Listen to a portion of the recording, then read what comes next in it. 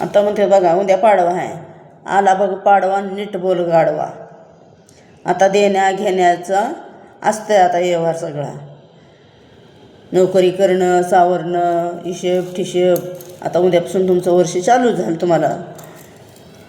पण तुम्हाला काय म्हणायचं, म्हणून म्हणतात अगं ह्या पाडव्याची गुढी आखी तिनं टाकली उडी, काय असं म्हणतात.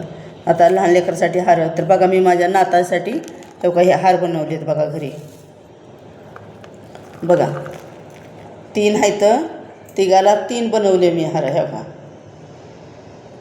कारण का गोड खाल्लं तर काय होतं, गोड खाल्लं ना तर पोटं दुखतात मुलांची, आणि साखरेमध्ये केमिकल जास्त वापरायला लागतात लोकाला त्रास व्हायला लागला आहे.